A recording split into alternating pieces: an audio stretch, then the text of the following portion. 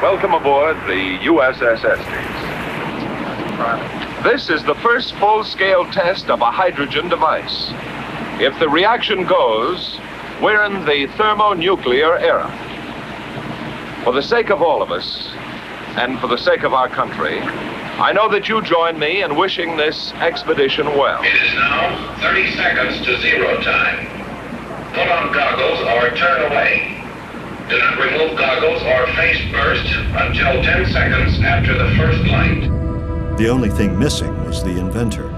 Dismayed at having been passed over for the directorship of the project, Dr. Teller had gone home to Berkeley, leaving the Los Alamos team to prepare the test shot without his help. I could not go.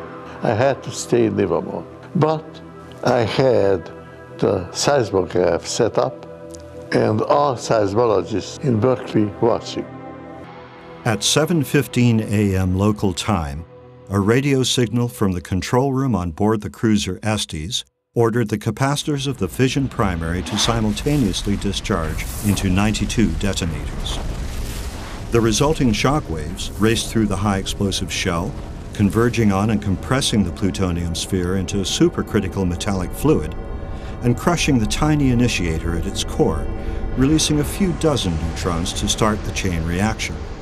Million-degree X-rays outran the blast wave by milliseconds, racing down the radiation channels to immolate the interior plastic lining and send it crashing inward toward the plutonium spark plug suspended within the now superheating liquid deuterium.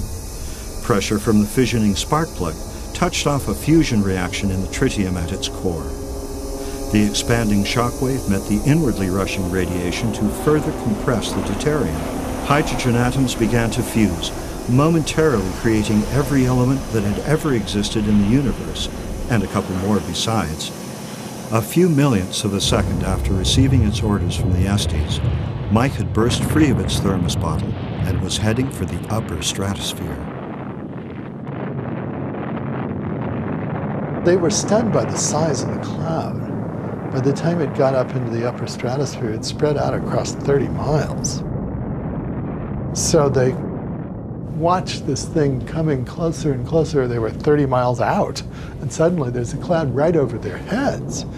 And that was shocking to them. As a second sunrise rose over Eniwetok, Halloween was in full swing back in California.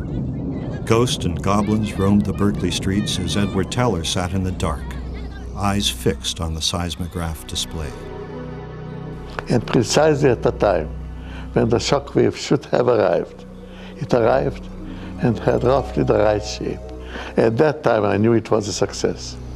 Remarkably enough, but the people in Los Alamos did not know that.